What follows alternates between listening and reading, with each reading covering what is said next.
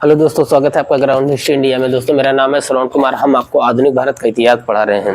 तो दोस्तों हमारा जो आधुनिक भारत का इतिहास चल रहा था, तो इसके पहले वाले वीडियो में हमने आपको जो है आंग्ल मैसूर युद्ध का जो है पहला आंग्ल मैसूर युद्ध बताया, उसके बाद दूसरा आंग्ल मैसूर युद्ध बताया। ये हमारा तीसरा वीडियो है, तृतीय आंग्ल मैसूर युद्ध। इसके पहले हम आपको मैसूर राज्य का थोड़ा सा बैकग्राउंड आपको अच्छे से समझाने का प्रयास किए थे और कैसे बताए थे कि अंग्रेज जो है जब अपनी बंगाल में राजनीतिक सत्ता जब प्राप्त करते हैं तो उनका जो है दूसरा महत्वपूर्ण शिकार बनता हुआ राज्य होता है मैसूर। मैसूर दोस्तों यहाँ पर है, जैसे हमने आपको इसके पहले वाली वीडियो में भी बताया, ये मैसूर वाला क्षेत्र है कर्नाटक का। और ये बंगाल पर जब अंग्रेज अपना राजनीतिक प्रभुत्व स्थापित कर लेते हैं तो इनका पूरा का पूरा जो है ध्यान इस मैसूर पे होता है, ताकि दक्षिण भारत की राजनीति पर वह पूरा का पूरा हस्तक्षेप कर सकें। इसी क्रम में दोस्तों 4 आंग्ल मैसूर युद्ध होता है। हम आपको जो है 2 आंग्ल मैसूर युद्ध बता चुके हैं। आंग्ल मतलब होता है अंग्रेजी। तो आइए आज तृतीय आंग्ल मैसूर युद्ध बताते हैं। तो बताने के पहले इसके पहले आपको बताए हैं कि जैसे प्रथम जो आंग्ल मैसूर युद्ध होता है, तो प्रथम आंग्ल मैसूर युद्ध में दोस्तों मद्रास की संधि होती है। मद्रास की संधि के बाद फिर जब द्वितीय आंग्ल मैसूर युद्ध स्टार्ट होता है, तो द्वितीय आंग्ल मैसूर युद्ध दोस्तों मंगलौर की संधि से युद्ध समाप्त होता है। और तीसरा जो आंग्ल मैसूर युद्ध चल रहा है दोस्तों, इस आंग्ल मैसूर युद्ध में 2 महत्वपूर्ण शक्तियां ऐसी हैं, एक है मराठे और एक है निजाम।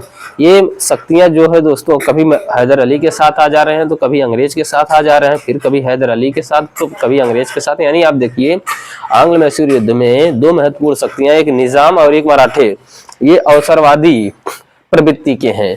यानी इन्हें सिर्फ और सिर्फ पैसे से मतलब है, बस ये जो पैसा इन्हें ज्यादा दे रहा है वो ये शक्तियां जो है उसी की तरफ से युद्ध कर रही हैं। हमने आपको इसके पहले वाली वीडियो में बताया कि कभी मराठे और कभी निजाम हैदर अली के साथ आ जा रहे हैं, कैसे कूटनीति के माध्यम से अंग्रेजों के पास चले जा रहे हैं। अगर आप इस वीडियो में नए हैं तो आप पिछला वीडियो भी देख सकते हैं, ताकि अच्छे से आप हर एक चीज को समझ सकते हैं। तो आइए दोस्तों तृतीय आंग्ल मैसूर युद्ध की शुरुआत बताने का हम आपको प्रयास कर रहे हैं। तो दोस्तों जो तृतीय आंग्ल मैसूर युद्ध शुरू हो रहा है, तो इसके जो महत्वपूर्ण कारण है, हालांकि कारणों में कई कारण होते हैं लेकिन एक तात्कालिक कारण होता है, तो उस तात्कालिक कारण को तो बताएंगे, साथ ही साथ कुछ और कारण थे जिसके परिणाम स्वरूप तृतीय आंग्ल मैसूर युद्ध शुरू हुआ। क्योंकि जब द्वितीय आंग्ल मैसूर युद्ध हुआ था तो वह मंगलौर की संधि से समाप्त हो गया था। तो जो तृतीय युद्ध शुरू हो रहा है इसके पीछे कई कारण हैं। जैसे अंग्रेज मैसूर पर विदेशी, अंग्रेज यह आरोप जब भी किसी राज्य को जीतते थे उसके ऊपर यह आरोप स्वाभाविक तौर पे लगा देते थे कि आप विदेशी शक्तियों के साथ मिलकर, विदेशी शक्ति मतलब फ्रांसीसी हो गए, पुर्तगाली हो गए, डच हो गए, तो आप जो है फ्रांसीसियों के साथ मिल करके हमारे खिलाफ षड्यंत्र कर रहे हैं। ये स्वाभाविक तौर पर ये हमेशा हर विदेशी शक्तियों के ऊपर हर भारतीय राज्यों के परिप्रेक्ष्य में यह आरोप ये मरते थे, लगाते थे कि आप जो है विदेशी शक्तियों के साथ मिलकर हमारे खिलाफ षड्यंत्र कर रहे हैं। ये स्वाभाविक कारण था, अंग्रेज लगाते थे मैसूर के ऊपर।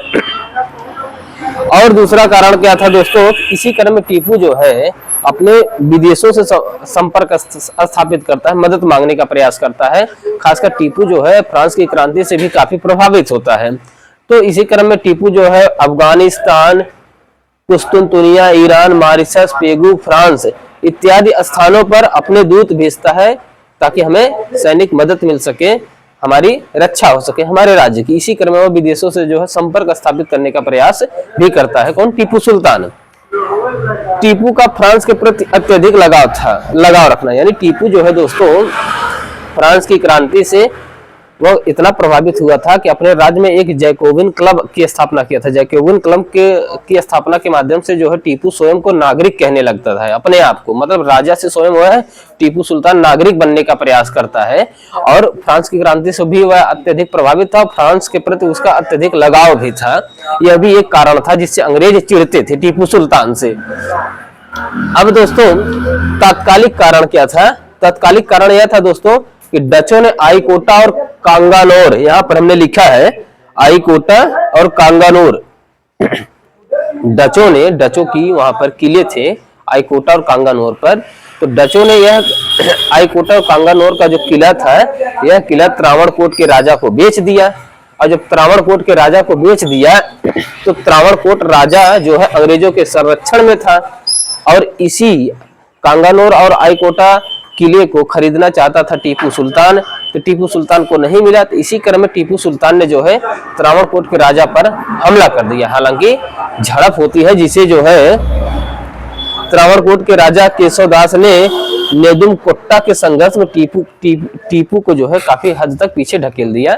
लेकिन यह जो है अंग्रेजों के संरक्षण में था और अंग्रेज भी इसी प्लानिंग में थे। युद्ध टीपू सुल्तान को अपदस्थ करने के लिए यानी टीपू सुल्तान को मारने के लिए अंग्रेज भी पीछे से षड्यंत्र ही कर रहे थे।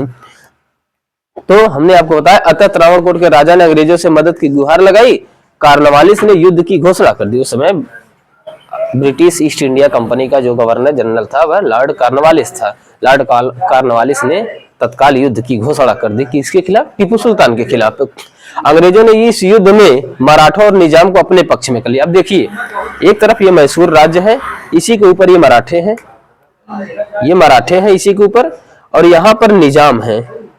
अब ये लोग भी मिल गए, ये लोग भी मिल गए टीपू सुल्तान के खिलाफ। तो यानी अंग्रेजों के साथ मराठे भी आ गए और निजाम भी आ गए। तो अगर आप इतिहास को अच्छे से पढ़ेंगे तो आप समझ पाएंगे कि मराठे, निजाम, ये जो आपको सिस्टम दिख रहा है, तो इतिहास में देख लें कैसी कैसी घटनाएं घट रही हैं। लोग अब थोड़ी सी जमीन के लिए, पैसे के लिए किसके साथ हो जा रहे हैं? अंग्रेजों के साथ हो जा रहे हैं, तो कभी अंग्रेजों के विरोध में कर रहे हैं। तो फिलहाल हमारा आगे हम आपको अच्छे से समझाने का प्रयास करेंगे। आप यहाँ पर केवल तृतीय आंग्ल मैसूर युद्ध को अच्छे से समझने का प्रयास करिए। अंग्रेजों ने इस युद्ध में मराठों और निजामों को अपने पक्ष में कर लिया। मराठे, निजाम, अंग्रेज इन सब ने मिलकर टीपू के ऊपर हमला कर दिया। और जब टीपू के ऊपर हमला कर दिया दोस्तों, तो इसी क्रम में ब्रिटिश के जो प्रधानमंत्री थे यानी ब्रिटिश ईस्ट इंडिया जो कंपनी थे उसके ऊपर काफी दबाव बन रहा था कि आप राजनीतिक विस्तार न करें, क्योंकि अमेरिका स्वतंत्र हो चुका था। ऐसे अंग्रेजों की कूटनीतियों के माध्यम से या सैनिक विस्तार की नीतियों के माध्यम से जहां जहां इन्होंने अपने उपनिवेश बनाए थे कुछ स्वतंत्र होने का प्रयास कर दिए थे। इसी क्रम में अमेरिका भी स्वतंत्र हो चुका था। इसके पहले वाली वीडियो में द्वितीय आंग्ल मैसूर युद्ध में हम आपको समझा रहे थे, तो वहां पे बताए थे कि कैसे द्वितीय आंग्ल मैसूर युद्ध के दौरान अमेरिका जो है एक स्वतंत्र उपनिवेश हो गया था जो कि अंग्रेजों का कभी कभी गुलाम था। तो इसी क्रम में जो कॉर्नवालिस ने, जो तत्काल ब्रिटेन के प्रधानमंत्री थे लॉर्ड विलियम पिट, उनको एक पत्र लिखता है और पत्र में बताता है कि मैसूर का विलय जो है, यहाँ पे लिखा है हमने, कॉर्नवालिस ने ब्रिटिश प्रधानमंत्री विलियम पिट्स को पत्र में लिखा कि मैसूर का विलय बुराई है, यानी मैसूर का जो विलय हम कर रहे हैं ये गलत कर रहे हैं, बुराई है, परंतु आवश्यक है। आवश्यक क्यों है दोस्तों? क्योंकि दोस्तों टीपू सुल्तान जो है धीरे धीरे अपने आप को नागरिक की तरफ कन्वर्ट करने लग गया था और विदेशी शक्तियों से संपर्क स्थापित करने का प्रयास कर रहा था। यानी बहुत बड़ा प्लानिंग कर रहा था यह अंग्रेजों के खिलाफ।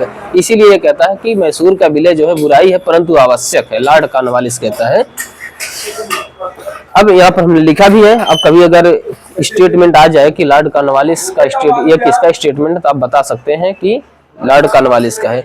टीपू जो है, जब इन तीनों शक्तियों ने मिलकर, अंग्रेज, मराठे, निजाम मिलकर टीपू के ऊपर हमला किए, यानी टीपू के ऊपर हमला करने का तात्पर्य है कि मैसूर राज्य के ऊपर हमला किए, तो टीपू पराजित हुआ और उसे एक अपमानजनक संधि करनी पड़ी। वह थी श्रीरंगपट्टनम की संधि। अंग्रेज सीधे भारत के जो भी राज्य थे, ये जो भी भारत के रजवाड़े थे, अंग्रेज सीधे उस राजा को मार करके राज्य को अपने अंदर नहीं करते थे। पहले उसे एकदम अपंग, अपाहिज बना देते थे। उसके बाद सहानुभूत के माध्यम से उससे जो है अपना कठपुतली राजा बैठाते थे। फिर धीरे धीरे उसको एकदम जैसे अजगर नहीं निगलता है किसी जानवर को, वैसे निगलते हैं ताकि लोग को पता भी न चले कि अभी तो जीवित है, अंदर पेट में भी चला गया तब पर भी जीवित है। ऐसी परिस्थितियां करते हैं अंग्रेज। तो हमने बताया कि टीपू पराजित हुआ। अब भाई मराठे, निजाम, अंग्रेज तीनों लोग मिल करके मैसूर के ऊपर हमला कर रहे हैं, तो टीपू जो है पराजित हुआ। पराजित होने के बाद इसे एक अपमानजनक संधि करनी पड़ी, वह थी श्रीरंगपट्टनम की संधि। दोस्तों श्रीरंगपट्टनम की संधि की शर्तें आप सुनिए तो आप देखिए, आपको खुद भयावह परिस्थिति नजर आएगी कि टीपू सुल्तान ने अपना आधा राज्य और 3 करोड़ रुपए युद्ध क्षतिपूर्ति के रूप में दिया। यदि टीपू सुल्तान ने जब तक यह 3 करोड़ रुपए नहीं देगा तब तक टीपू सुल्तान के 2 पुत्र अब्दुल खालिद और मुइनुद्दीन अंग्रेजों के कब्जे में रहेंगे। यहाँ पर हमने लिखा है, यहाँ पर लिखा है 3 करोड़ रुपए जब तक पूर्ण नहीं हो जाते तब तक टीपू के दोनों पुत्र अब्दुल खालिद एवं मुइनुद्दीन बंदी रहेंगे अंग्रेजों के पास। और दोस्तों मराठों को तुंगभद्रा नदी के उत्तर का क्षेत्र प्राप्त हुआ, यानी मराठों को पूरा का पूरा ये वाला क्षेत्र प्राप्त हुआ। तुंगभद्रा नदी के उत्तर वाला क्षेत्र मराठों को प्राप्त हुआ।